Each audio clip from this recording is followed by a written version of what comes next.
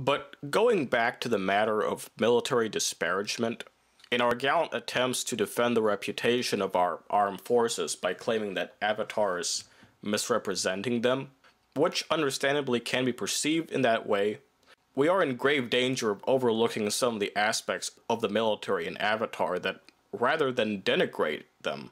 can have the potential of becoming a positive tribute to our armed forces, especially in their approaches toward their friends and foes.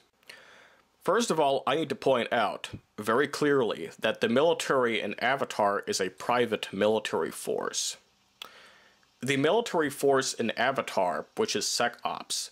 is under the jurisdiction of the Resources Development Administration, or RDA for short, which is the corporation responsible for mining a superconductor mineral rock called unobtainium on planet Pandora. It's a resource that is very necessary to power maybe the computer devices back on Earth. SecOps, the military in Avatar, comprises mainly of mercenary troops, some of whom happen to be former Marines. If you take a look at the quotation on the right, which is directly from the film, you can then get a grasp of the fact that SecOps is primarily mercenary. As the main protagonist, Jake Sully, points out here, he says, that is on Pandora, they're just hired guns, taking the money, working for the company. Now, think about what Jake Sully is conveying to us as an audience. The SecOps personnel are paid to safeguard and advance the corporate interests of the RDA. The hired muscle of SecOps are paid by the RDA to protect the RDA-based personnel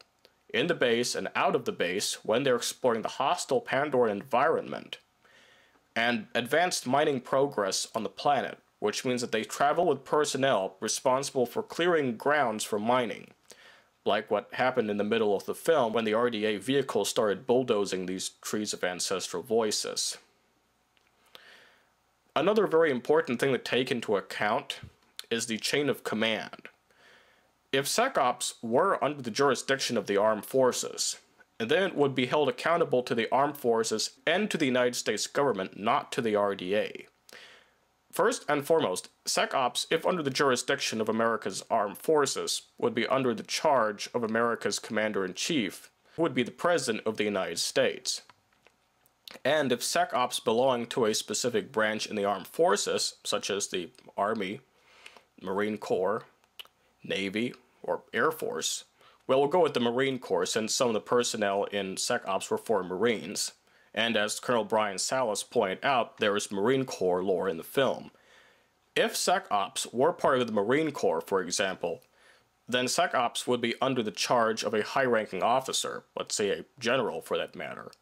who would be answerable either to the President of the United States directly,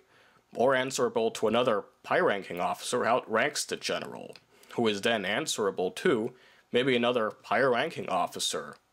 who is then answerable to the President of the United States. The point that I'm trying to get across here is that when evaluating the SecOps military force in Avatar in regards to their military approaches, taking into account the system of chain of command is essential, because it makes you look at who is really in charge of SecOps as a military force. If you don't take into account chain of command, you keep having the impression that our men and women in uniform in the armed forces are misrepresented in Avatar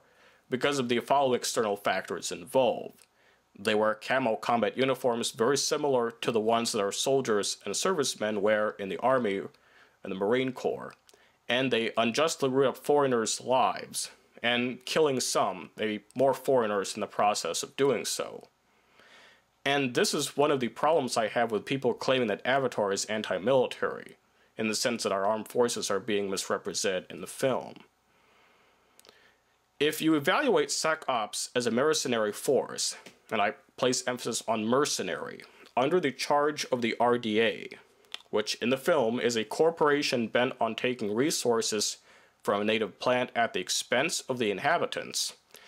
and if you take into account that today's American armed forces are for the most part highly disciplined in the use of force, and use force to achieve peaceful ends, and more importantly, are held accountable to the United States government and to the public, I hope, because we don't want to be oppressed by our own standing army, rather than to a corporation that disregards the welfare of people who will be directly affected by their policies, then it will allow you to put both SecOps and our armed forces in better perspective.